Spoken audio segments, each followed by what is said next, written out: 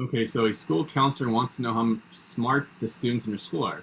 She gets funding from the principal to give an IQ test at a simple random sample of 60 of the over 1,000 students in the school. The mean IQ score was 114.98 and the standard deviation was 14.80. Define the parameter mu in this setting. So mu represents the true mean IQ score of all the students at the school. So the true mean IQ score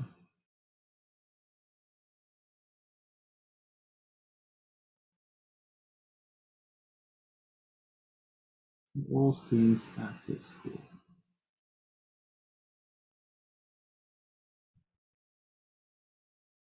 Part B, check the conditions for constructing a confidence interval for mu. So we're going to need to check the random condition, the 10% condition, and the normal large sample condition. So the random condition, it says that it was a simple random sample, so that's met. We're good there. 10%, so we want our sample size to be no more than 10% of our population. So our population is at least 10 times 60, so large N has to be at least 600, which it is. It says it's at least 1,000, so we're good there. And the normal large sample, our sample size has to be at least 30, and our sample size is 60, and that's, obviously greater than or equal to 30. So that's met as well. Part C, construct a 90% confidence interval for the mean IQ score of students at the school. So the formula for the confidence interval for estimating a population mean will be x bar plus or minus t star times our sample standard deviation over the square root of n. X bar, our sample mean, was 114.98. And our t star, we need to look at what our t star value is for a 90% confidence interval and look for degrees of freedom of n minus 1 or 60 minus 1 or 59. So our degrees of freedom is 59. So let's go to our table.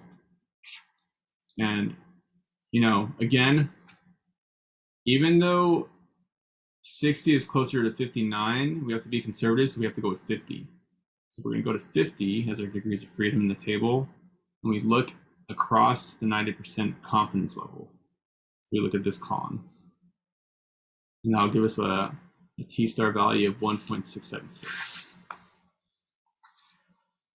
So we'll have 1.676,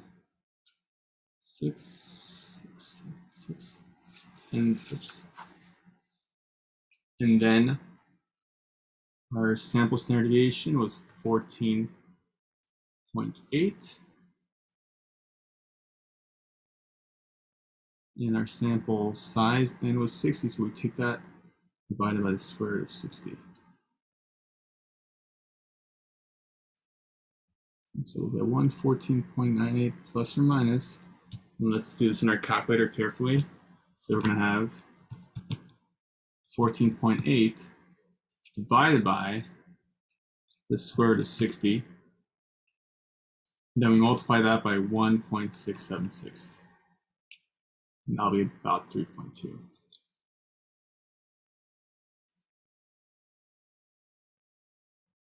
So we add and subtract that to 114.98.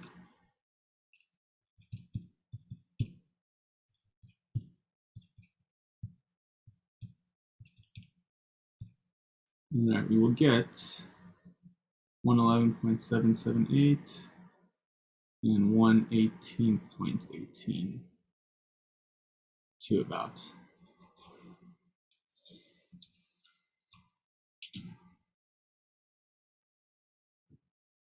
And so then part D, interpret this confidence interval. We would say we are 90% confident that the interval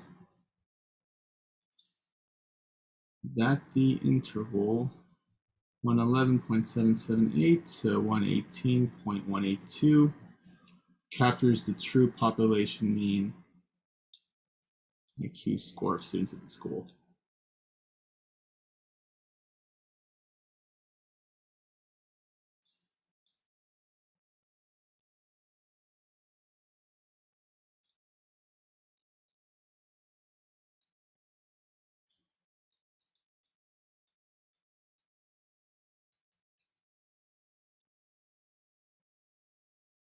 Okay, so problem 5. So we have,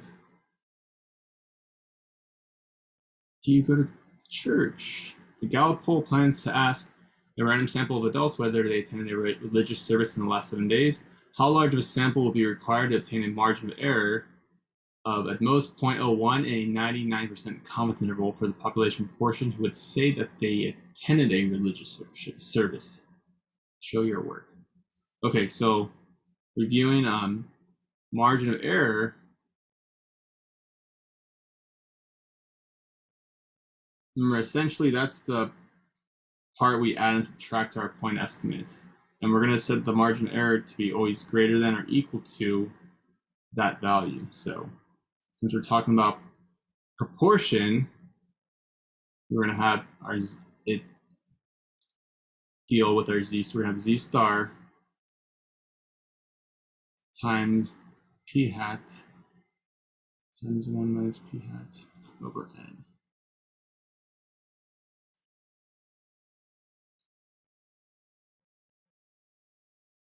So our margin of error, we want it to be at most 0.01. So 0.01 is greater than or equal to. And we're looking at 99% confidence interval. So we're looking for the z star value where there's 0.05, 0.5% each side. So we go to our inverse norm function and type 0.005. That'll give us our z star value. So that'll be 2.58 about times p hat times 1 minus p hat over our sample size n. Now, we're not given any information about what p hat would be, so we're going to make it just be 0.5. So we're going to have 0.5 times 1 minus 0.5, which is just 0.5 over n. So let's break this down. So we can divide both sides by 2.58. So we have 2.58 is greater than or equal to the square root of 0.5 times 0.5, and that'll be 0.25 over n.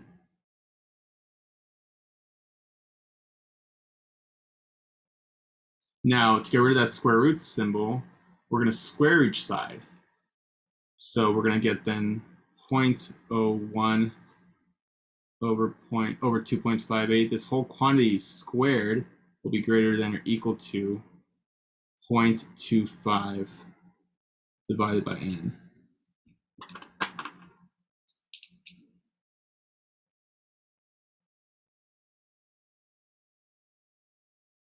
Now, what you can do is multiply both sides by n. So if you multiply, this side by n, so you're basically multiplying by n over 1. Those will cancel, and this side will be multiplied by n over 1. And so you'll just get n times this squared is greater than or equal to 0.25. So this is, remember, this is gone now. So you would just want to divide by that. So then you'll have that n is greater than or equal to 0.25 divided by this 0.01 over 2.58 squared.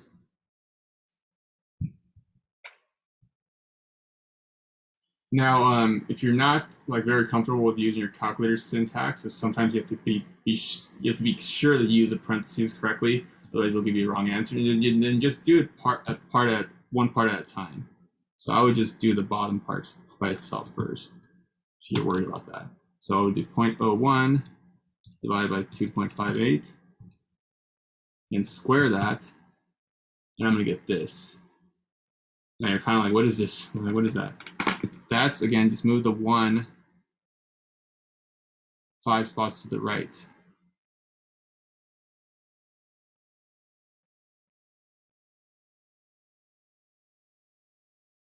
And so it'll be about this approximately. And you do 0.25 divided by 0.0001502313563. And I'll give you that n has to be at least 16641.